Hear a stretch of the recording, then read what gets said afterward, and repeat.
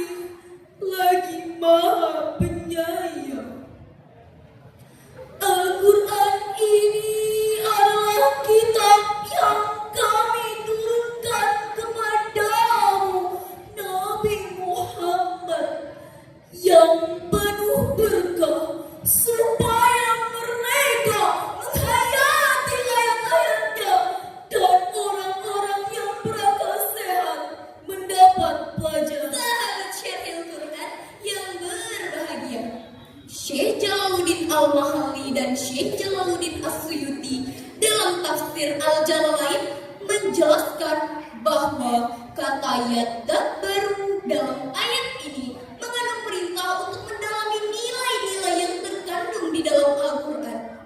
Dari situlah pedoman dan pelajaran jadikan pegangan. Itulah generasi ulul albab, yaitu generasi yang cerdas intelektual sekaligus cerdas spiritual. Sedangkan Syekh An-Nawawi Al-Bantani dalam tafsir Al-Munir menjelaskan bahwa Al-Quran diturunkan untuk menjadi petunjuk bagi orang-orang yang memahami dan mendalaminya. Hadirin rahimakumullah, pesatnya perkembangan teknologi telah membawa perubahan bagi karakter dan daya hidup seseorang. Lebih-lebih lagi Gen Z, kita tak akan bisa menghentikan lajunya internet bumi. Oleh karena itu, sebagai konsekuensinya, kita harus memiliki fondasi keimanan dan filter yang kuat untuk menyaring derasnya arus budaya asing.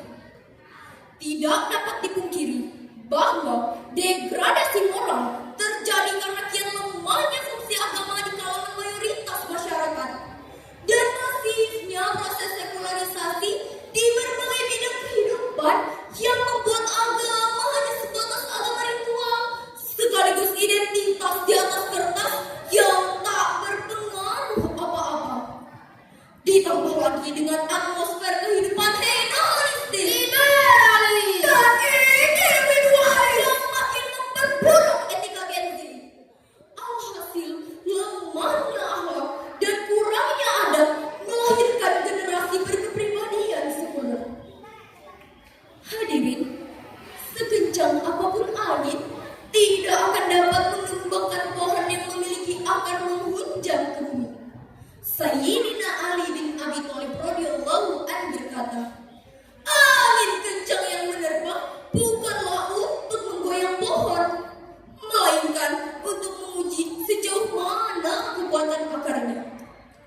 Berdasarkan data dari Indonesia Corruption Watch, jumlah penindakan kasus korupsi pada tahun 2022 mencapai hingga 2.056 kasus. Kerugian yang dialami negara juga tak tanggung-tanggung akibat kasus tersebut, yaitu mencapai hingga 48,81 triliun rupiah. Dana yang cukup untuk membangun 1.000 madrasah beserta pondok pesantren dengan semua fasilitasnya. Hadirin, marilah kita memohon ampun kepada Allah Subhanahu wa taala. Astaghfirullah Rabbal baraya, astaghfirullah minal khotoya. Hadirin, kita juga prihatin atas sejumlah peristiwa yang terjadi di kalangan Gen Z yang mencerminkan rusaknya karakter mereka. Antara lain, pertama, kasus narkoba. Lagi-lagi, kita dikagetkan dengan berita yang dilansir oleh detik.com pada tanggal 18 September 2023 bahwa Freddy Pratama, seorang gembong narkoba jaringan internasional, telah memasukkan sabu-sabu sebanyak 10,2 ton ke Indonesia dari tahun 2020 hingga 2023. Sampai saat ini belum tertangkap. Kedua, kasus kekerasan seksual.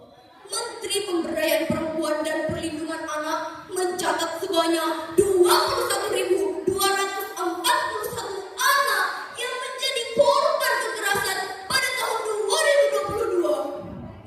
Hadirin, kami ulangi sekali lagi, 21.000 kasus, bukan 21 kasus.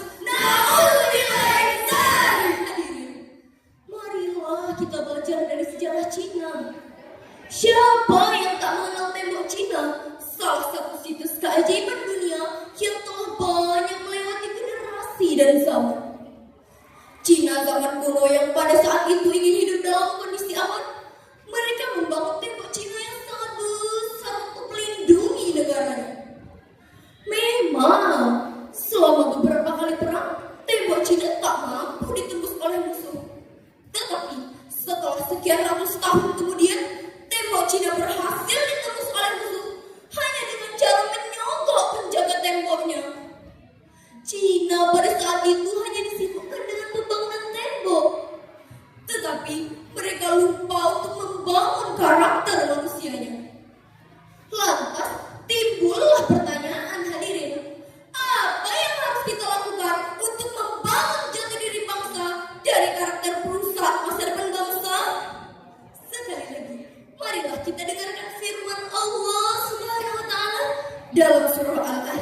ayat 21 sebagai berikut. لقد كان لكم في رسول الله أسوة حسنة لمن كان يرجو الله واليوم الآخر واليوم الآخر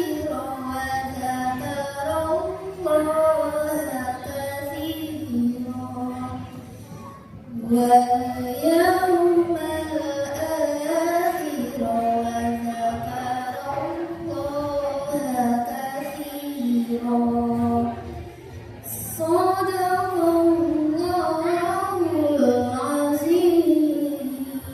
Sungguh pada diri Rasulullah benar-benar ada suri teladan yang baik bagimu, yaitu orang yang mengharap rahmat Allah dan kedatangan hari kiamat, serta yang banyak mengingat Allah.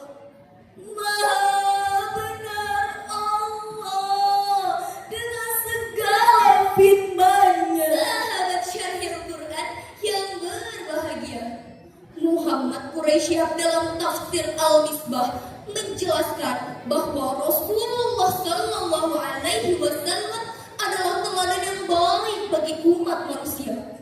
Beliau mengajarkan nilai-nilai karakter mulia yang meliputi akhlak kepada Allah, akhlak kepada sesama manusia, bahkan akhlak kepada alam semesta. Rasulullah Sallallahu Alaihi Wasallam pernah bersabda, Akmalul mu'minina imanan ahsanuhum khuluqan.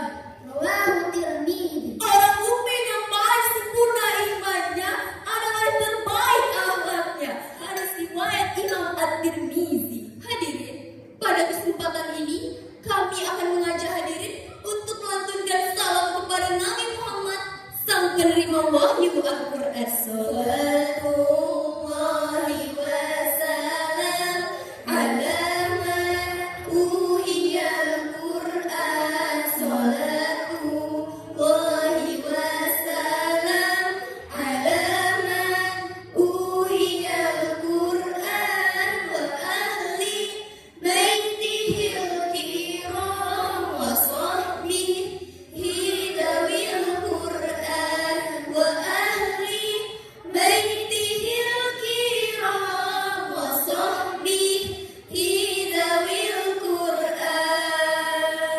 Hadirin, ada beberapa hal yang dapat kita lakukan untuk membangun jati diri bangsa di negeri tercinta.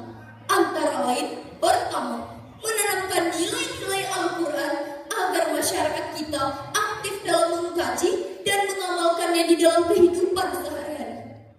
Kedua, menciptakan lingkungan yang religius, baik melalui bahan bacaan, tontonan, maupun komunitas pergaulan. Dari uraian ini dapat kita simpulkan bahwa pertama, jati diri bangsa ditentukan oleh generasi yang berkarakter. Dan yang kedua, untuk memperoleh karakter tersebut tidak ada pilihan lain kecuali kembali kepada Al-Quran dan keteladanan Rasulullah. Sebelum kami tutup, izinkanlah kami membacakan sebuah pantun. Ya Allah Rabbul Izzati, Firman-Mu yang maha suci, membawa Qur'ani dan nilai cinta Rabbi. Demikian uraian ini. Terima kasih atas segala perhatian dan mohon maaf jika ada kekurangan.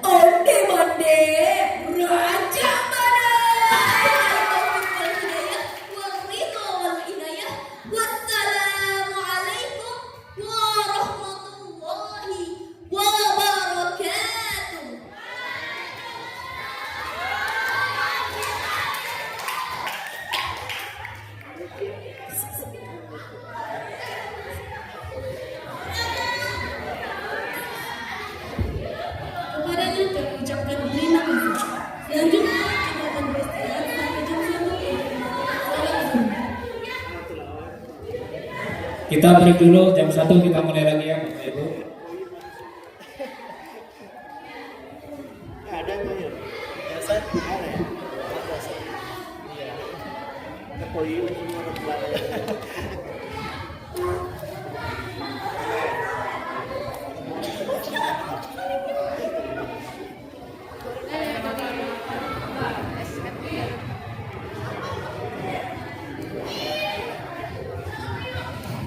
Oh ini tetap masuk aja. Ini maksudnya pakai apa ya?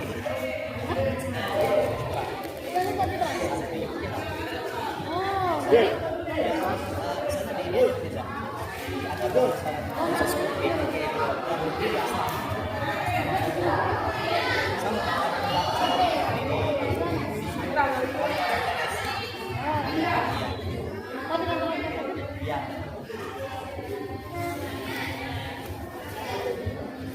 ini kan laki-laki rupanya. Laki-laki.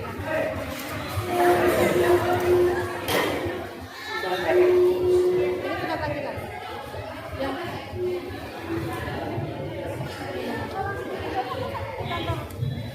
Ini satu ada untuk ini ya, ada untuk ustazah juga khusus.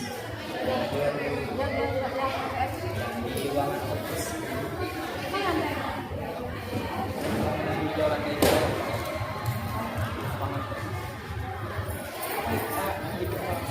Iya.